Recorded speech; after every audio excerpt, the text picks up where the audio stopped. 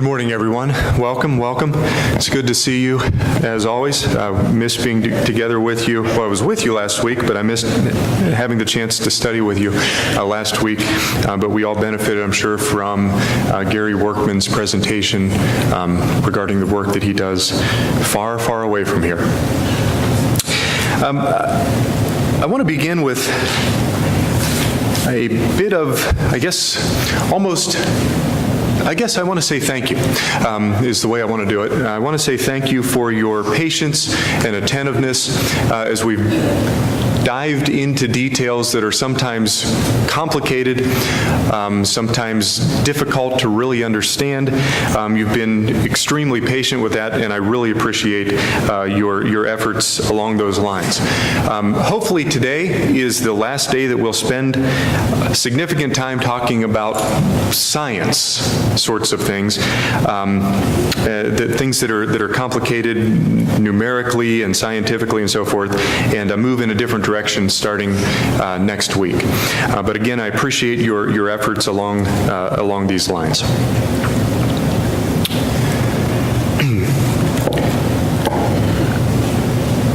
I want to go to Psalm 139 with you and spend a little bit of time thinking about some things that I believe David said.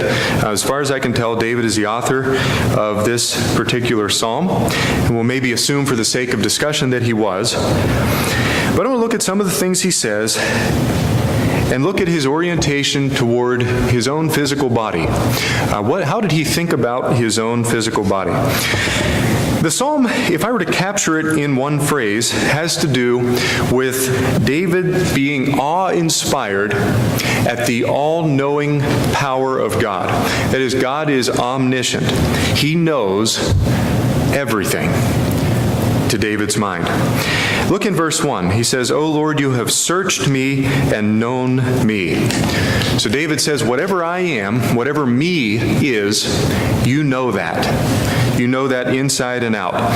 You know whenever I leave, whenever I sit down, when I get up. He says, you understand my thoughts from afar. He goes on to say, down a couple of verses later, even before a word comes to my tongue, you know that what the word will be. You knew it in advance. You therefore predicted the future and knew in advance what I would say with my tongue. God is all-knowing. He has no limits as far as knowledge is concerned. He says in verse 7, I cannot get away from your knowledge and from your penetrating understanding. Where can I go from your spirit? Where can I flee from your presence? There is no getting away from it. He says, when I was in my mother's womb, verse 13, you knew me. You knew what I was doing. And then in verse 14, and we could go on and look more passages here that discuss David's appreciation and awe at God's wisdom and knowledge. But in verse 14 he says, I will praise you, for I am fearfully and wonderfully made. Marvelous are your works, and that my soul knows very well. It's tempting to go on. In verse 15, my frame was not hidden when I was made in secret and skillfully wrought in the lowest parts of the earth. God's knowledge is all-penetrating. There is no limit to it. But in verse 14, let's go back there for just a minute. He says, I'm fearfully and wonderfully made. He must be talking, I think, about his physical body. My physical body. Even if you were to reduce a human being to just their physical body, David says, I am fearfully and wonderfully made. Now those words are words in English. They were translated from presumably the Hebrew language that David used when he originally wrote this psalm. But that language is, in any language, intense. I am fearfully made. I am wonderfully made. David had a deep appreciation for his physical body, for the way he was put together by God, he believed. Now what's interesting to me about this as we go a little further along these lines is that David had a different perspective than you and I have in 2018. He had a perspective that came millennia before where we are now in terms of our scientific advancements, medical advancements, and knowledge of our physical bodies as it stands today. David lived in a different time period, but still, as far back as David lived, he had a deep appreciation for the way his body was put together. When I think about the fact that I am fearfully and wonderfully made, and how you are fearfully and wonderfully made, I think about modern scientific knowledge. I think about ultrasounds that let us look inside of our bodies. I think about x-rays that do the same thing. I think about endoscopes that can go down into our stomachs and see the inner workings of things like this. David had no access to things like that. He lived in a different scientific climate. When I think about how I am fearfully and wonderfully made, I connect that with the last, let's say, 200 years of scientific advance. David lived long before that, but still he was in a position to say, I'm fearfully and wonderfully made. And I wonder about that. I wonder, where did David's conception of being fearfully and wonderfully made come from? Well, David was a soldier. He lived a significant part of his life on and around battlefields. And so David would have seen the ability of the human body to fight and to contend with another human being. That's an incredible thing. That's an incredible skill. He would have seen the reflexes that are involved in hand-to-hand combat. David took on personally a lion and a bear as he was protecting his herds. And in both of those cases, surely, close, intense reflex was involved. David knew the value of training your body, of building up strength to develop new abilities that you previously did not have. He would have appreciated that. He would have appreciated the senses, the sight, to see long distances away, to see an approaching enemy. He would have known the value of acute hearing and being able to anticipate threats that are coming. Whatever it was, though, David concluded that I am fearfully and wonderfully made. In contrast to David's perspective is our modern scientific community. The modern secular biologist, the typical modern secular biologist, has a completely different view and is forced to take a completely different view of our bodies. They almost, you might say, are not allowed to appreciate, in the way that David appreciated, the way our bodies are put together. There's a part of me, and I was talking about this with Angela not long ago, there's a part of me that feels sorry for the modern naturalistic scientist. Because no matter what they learn, no matter what they study, no matter what new discovery they make, they are forced by the pressures of the scientific community to come to the conclusion that it came about by accident, that it just happened to be that way. There's a series of fortunate events that led to whatever it is they discover. There's something sad about that. There's something very nihilistic almost about it. David said, I am fearfully and wonderfully made. We want to look today at just one significant example of how it's reasonable to conclude that I am fearfully and wonderfully made, not fearfully and wonderfully appearing as a consequence of random accidents and so forth, but I am fearfully and wonderfully made. The example I want to look at with you comes from our bodies, and it has to do with the way our bodies transport oxygen.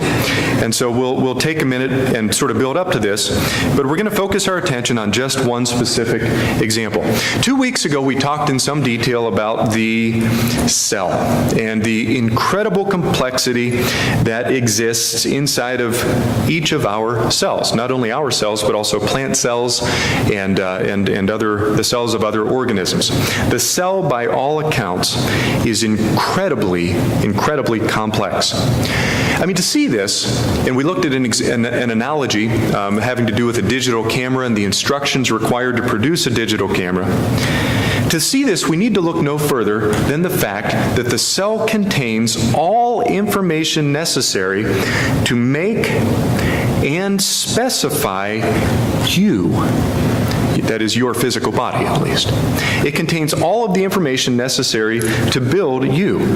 Almost every one of the cells in our bodies has a complete copy of the information needed to make another copy of you, and that's in the DNA, which is in the nucleus of our cells. And that information has to include not only information regulating cellular functions that pertain to a single unit of life, which is the cell, but it has to contain information and instructions for regulating how that cell interacts with its neighbors and interacts with its remote neighbors and interacts with other systems, cells from other systems of the body. But the cell, let us remember, is indescribably complex. But that's only the beginning. On top of this, we recognize that our bodies are not single cells. They are comprised of a vast collection, an enormous number of these units of life. The average adult human body, I have read, contains some 30 trillion cells. 30 trillion cells. That's 30,000 billion, which is 30,000 million. A vast number, vast number of cells. And these cells come in a variety of different types. There are neural cells, which have to do with transmitting signals from your brain to the rest of your body, red blood cells, white blood cells, muscle cells, which we'll talk a little bit about today, skin cells, bone, and many others, fat cells, and something like 50 or more major types, each of which are broken down into more specialized cells. But there are 30 trillion of them that make up your body. I want to focus in, though, on a particular area of the human body, a particular area of coordination.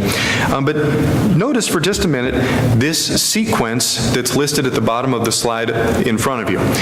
Cells do not operate in a vacuum. They have to function as part of a coherent whole. Otherwise, I wouldn't be able to stand up before you.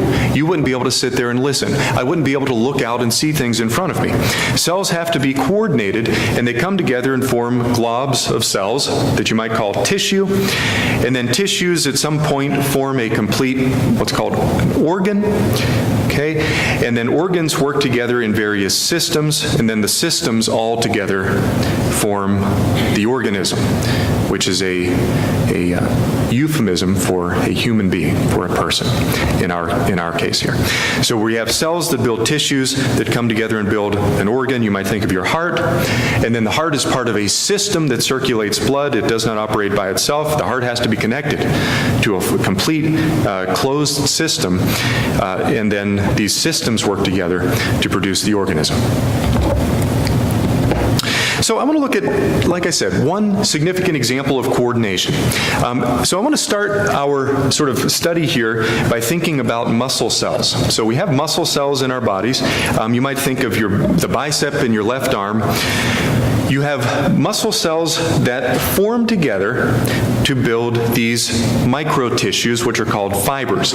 So a muscle cell, stacks on top of, end to end, other muscle cells and comes together to form a fiber, one cell thick string of fibers.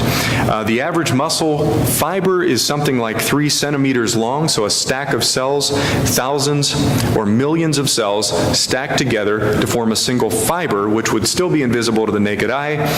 And then many of these fibers come together to form a bundle of fibers. This all has to be coordinated. And then many of these bundles of fibers or fascicles come together to form major muscles.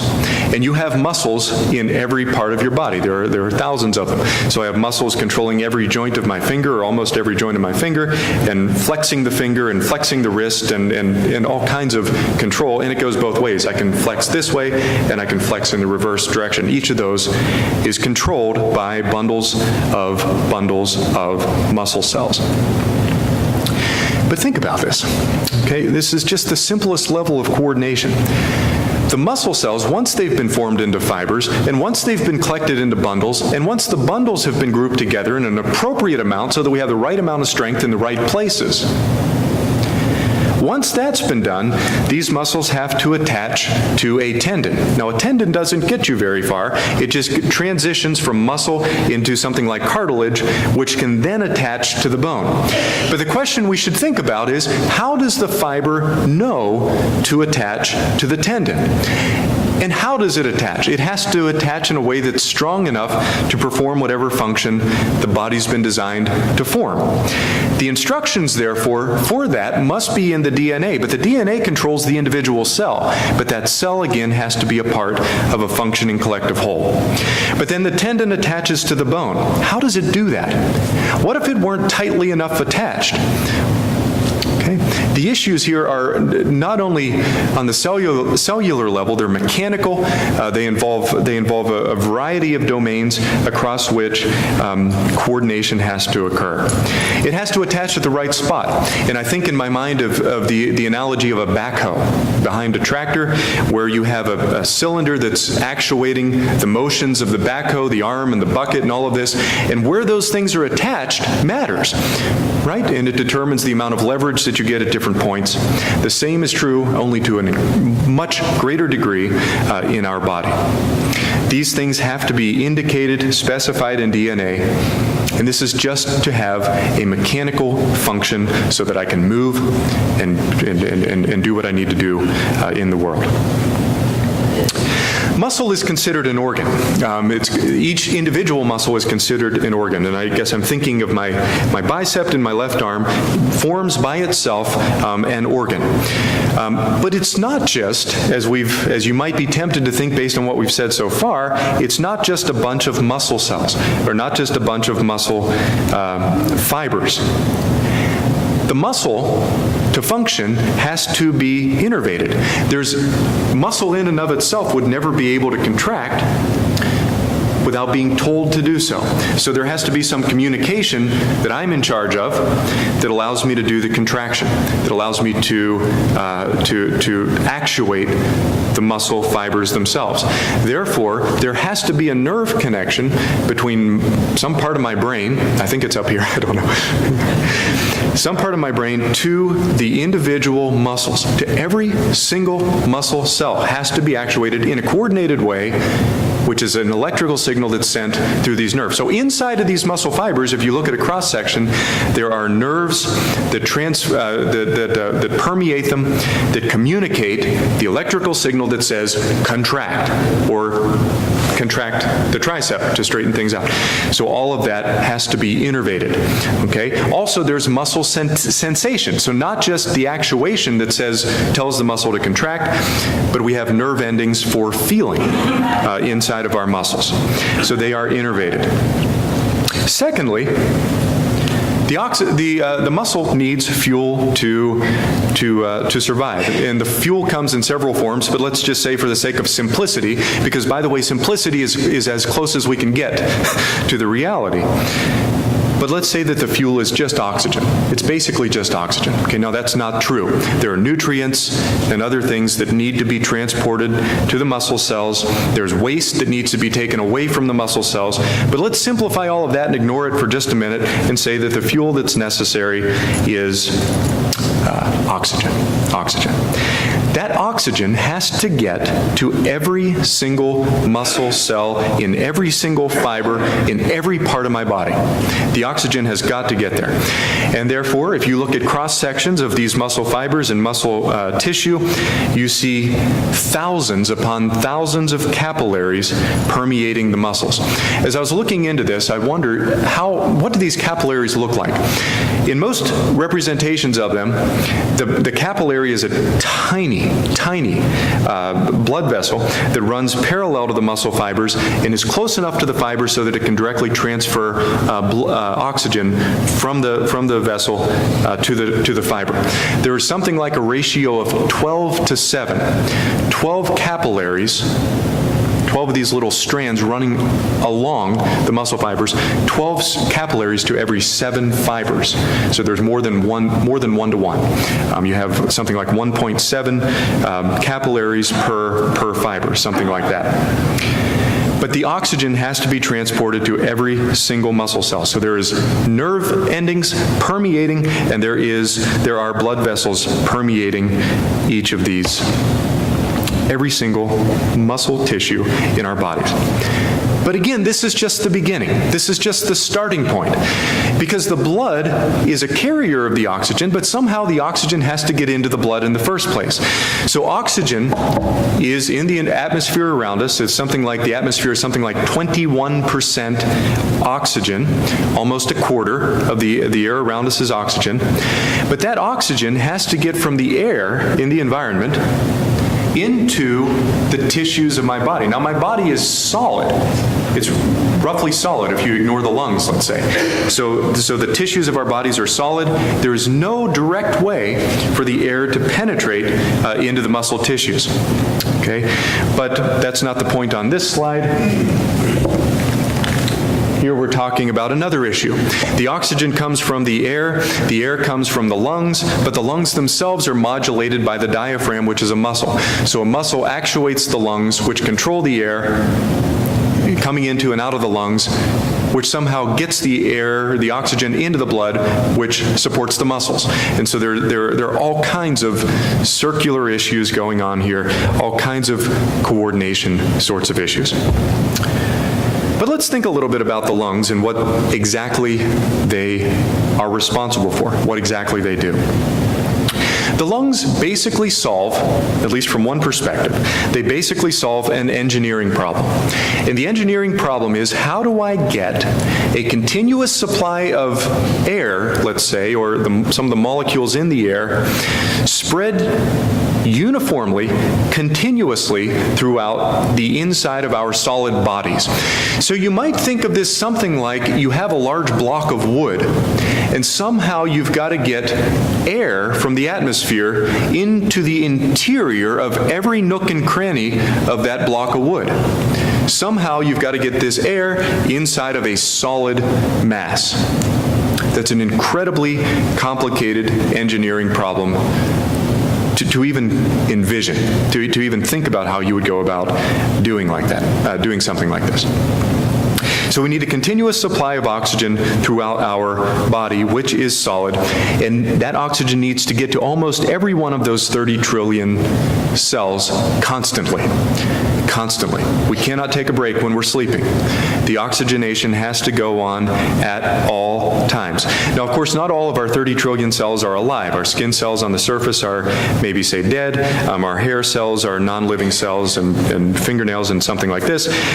But most of them are living cells. Our blood, our bones, our cartilage, all of these are living tissues, and they need a constant supply of blood.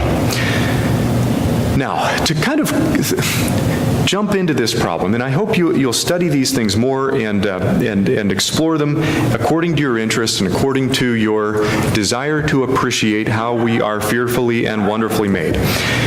But to think about this issue of getting oxygen inside of our bodies, you might say, well, if I had a droplet of blood, a single droplet of blood, okay, you prick your finger and you bleed a little bit and there's a droplet of blood.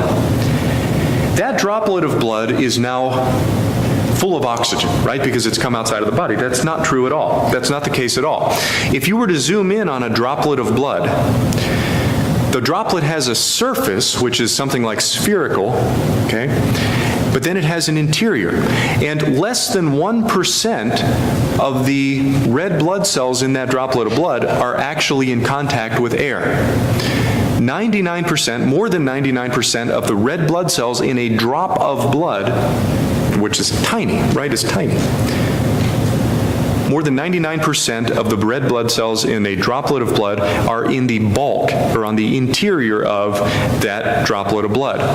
And so only 1% is in contact with the oxygen and therefore able to exchange oxygen with the environment.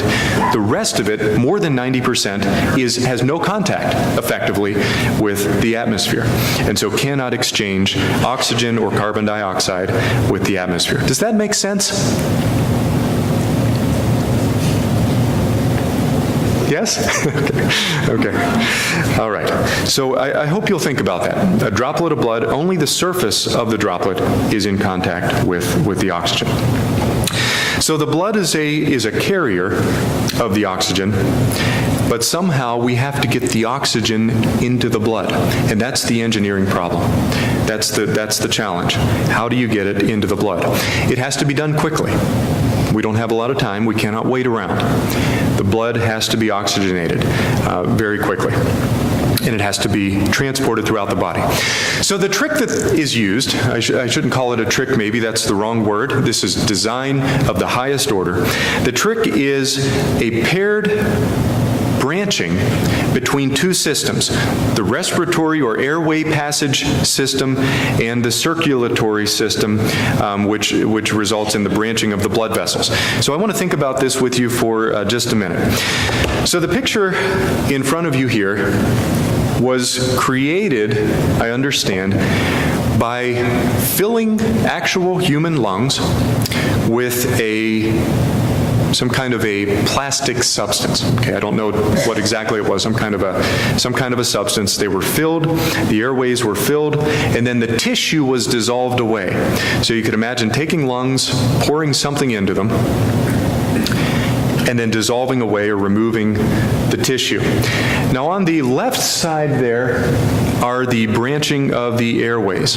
And so you start with the trachea coming in from the top, and then it branches and goes to the left and right lungs, but then there's subsequent branching, and then subsequent branching, and subsequent branching, on and on and on, until we get to these very small subdivisions of the air passageways. On the right side, you see, together with that branching, the venation, or the blood vessels that permeate and surround each of these airways.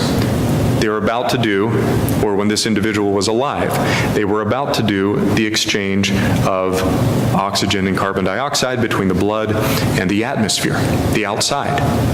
And so this is something like a picture of what's going on, what the structure of your lungs and my lungs would look like.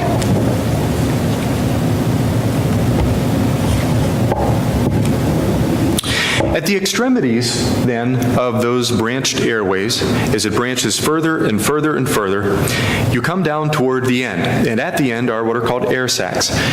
These air sacs are what expand whenever we inhale. They fill with air. The size of the airways themselves, the branches before you get to the air sacs, does not change much. It's the air sacs themselves that expand. And those air sacs are surrounded by blood vessels. The depleted blood, of course, there is pictured in blue, and they come in, and these capillaries, these fine blood vessels, wrap around and surround the air sacs and come in close enough contact with the air itself that they can exchange oxygen, carbon dioxide. Oxygen comes in, carbon dioxide goes out, and then we exhale. That blood is then rejuvenated and is pictured here as red and is sent back to the heart to be circulated through the body. So what the lungs achieve here is taking in some of the environment, using it, and then exchanging what we don't need and sending that back out into the environment. And it does it as quickly as you can go. Breathe in and breathe out. Just that quickly, that exchange is taking place.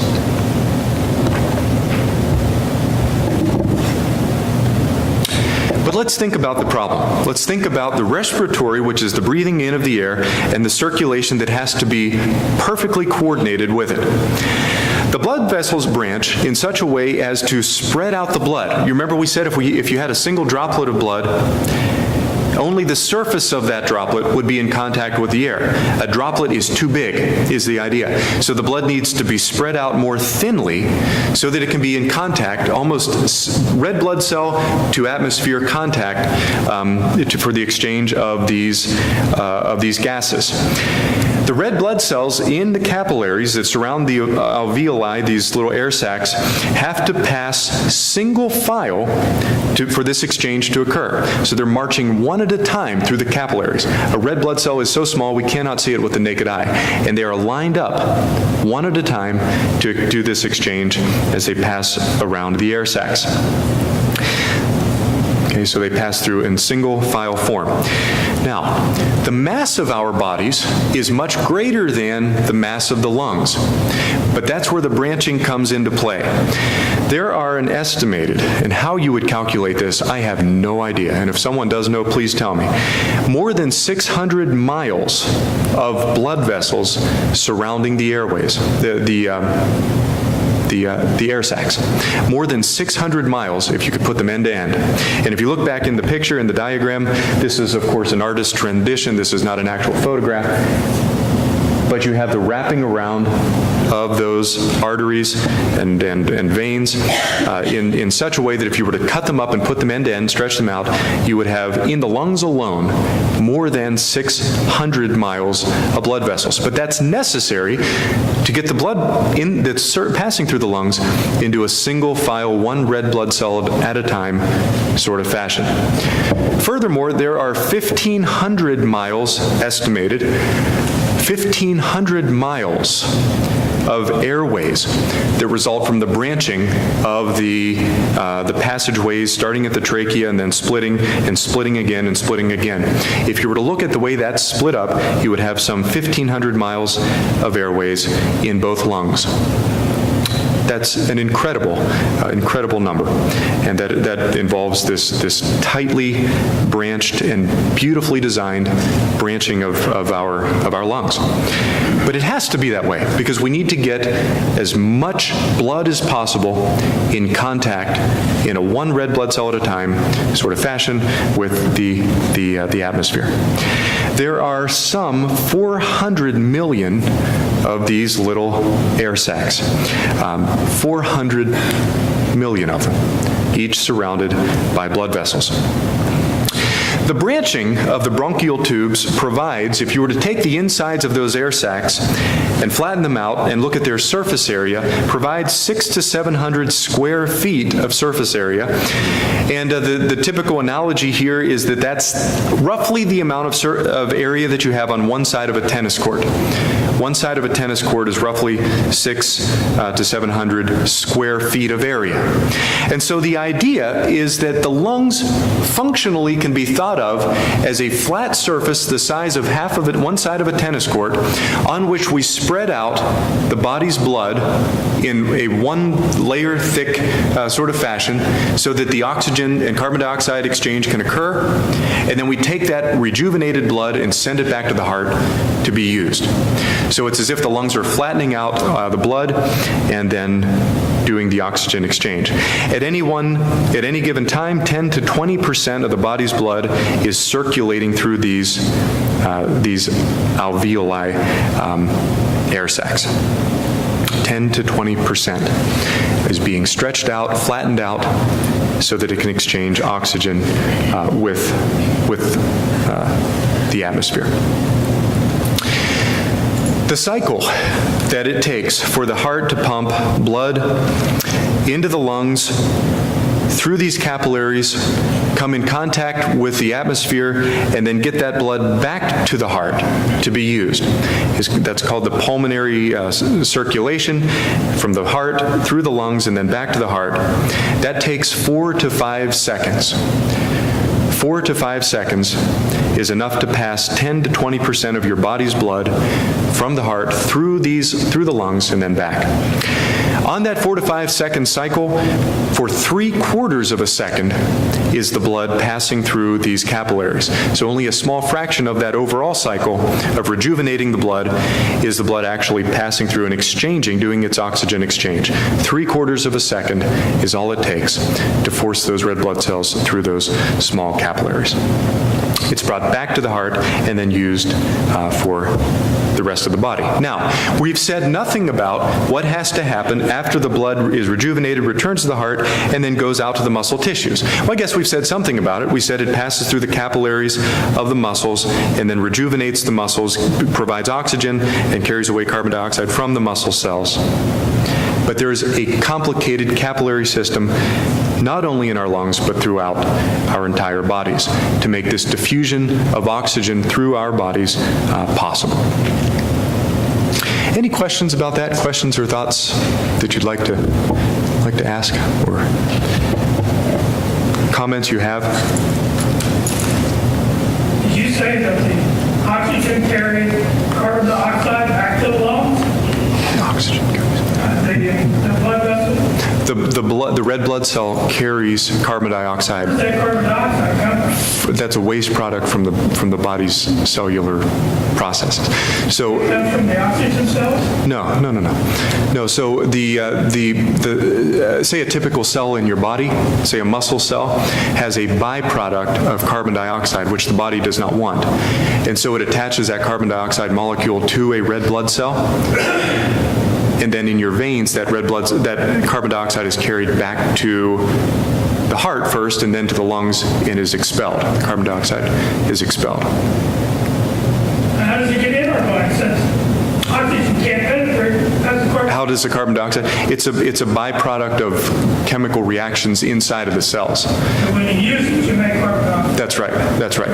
Yeah, whenever when you burn oxygen and other, and a result of other chemical reactions, you produce carbon dioxide. Yeah, which has to be expelled. This may be obvious, but what strikes me is the question why. You know, if God would have chosen to animate chunks of clay or rock with no sophistication whatsoever, he certainly could have done that. Mm-hmm. So why this? Yeah. Why such a complex system?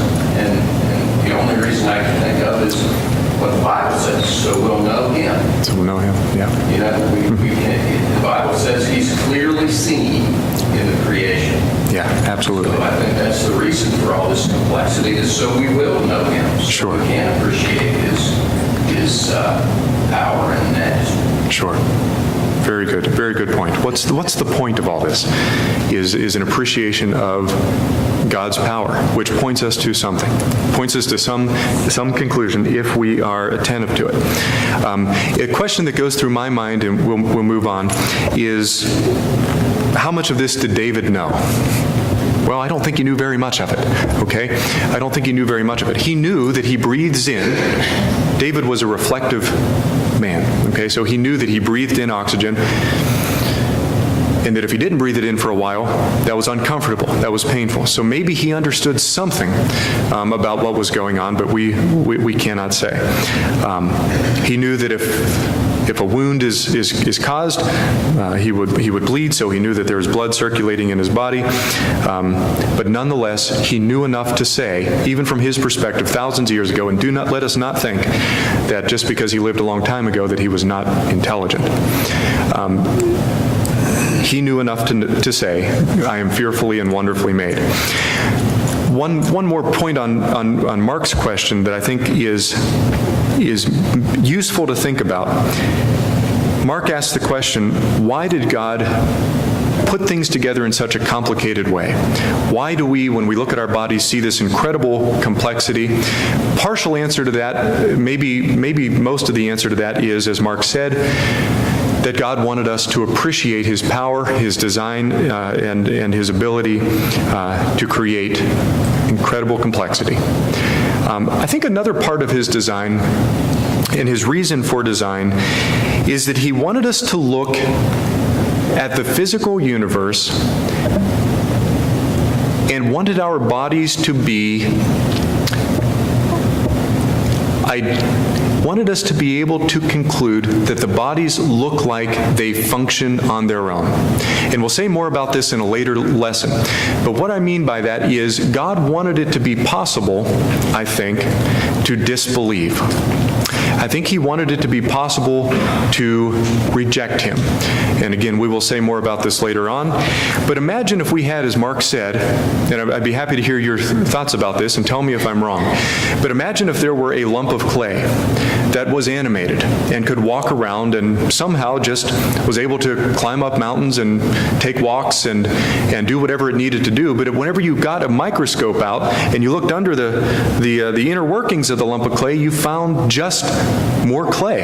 And there was no explanation whatsoever, not even an attempt at an explanation of what animates and what makes this thing a living, functioning organism. If that were the case, we would be in a strange situation. Here is a living, moving, functioning object with no explanation whatsoever for its existence. As God has created it, as God has created us, we can look inside of our bodies and see what makes us tick, what makes us work. And that leaves open the possibility that maybe the body has some other explanation than that God created it, or that God is constantly maintaining and supporting it. And we'll talk more about that idea maybe later on. Any other questions or thoughts about that? Chad, Yes, sir. I read an article by Wayne Jackson a while back where he read an interview with a molecular biologist in Virginia, and the reporter asked him if he ever saw evidence of intelligent design in his work, or if he thought it all happened by chance. And he said, "Nobody I know in my field believes this all happened by chance. But we can't say it was intelligent design or we'd be fired. We'd lose our jobs." That speaks to what you were saying earlier about the pressure that they have. It's unfortunate, and they have to lie for a living. But it's how it goes. Yeah, it is, like I said, I feel sorry for them sometimes, because I think it should be a little more like our president, instead of being politically correct, just speak the truth. Absolutely. We're worried about hurting the majority's feelings, because in the end, as we all know here, all set here, knows that the majority is going to be wrong anyway. So why should we worry about hurting their feelings? I agree. We should definitely speak the truth and do so in love, and make sure we are doing so with the desire to bring about what's best for them. And so we should never shrink back from saying what is true about these things. Absolutely. Okay, very good. Any other questions or comments or thoughts? Again, I appreciate your attention. I know these things are complicated, but I hope they have value for us as we think about the reality of our situation, who we are, what we are, and who God is. The circulatory system we've said something about, but not much. We've only scratched the surface. We've only talked about the part of the circulatory system that interacts with the respiratory system, but there's so much more to it. There's the heart, which is a primary pump that pumps enormous volumes of blood every single day of our lives. When we're sleeping, when we're awake, when we're exercising, when we are engaged, when we're bored, it's always pumping, always functioning. But there are secondary pumps. The skeletal muscles, in particular in our legs, squeeze large veins and are designed to squeeze when we actuate, for example, our leg muscles, squeeze large veins that force the blood back to the heart. By the time the blood is passed through, the fresh blood is passed through the capillaries, it's lost a lot of the pressure that the heart imposed on it. And so the skeletal muscles squeeze the veins to force the blood back to the heart. There are valves there. The blood is squeezed and is forced out. That's a pump, but it's a secondary pump. We haven't said anything about that. The nervous system interacts with our circulatory system constantly. Whenever you're cold, your blood vessels constrict to conserve blood and bring the blood back to vital organs. It adjusts your heart rate automatically, adjusts flow of blood, and so forth, involuntarily, without us even thinking about it. All of these things are coordinated to an incredible level. Thank you for your attention. Next week, we'll spend our time looking at the response, the secular response to these things. Thank you.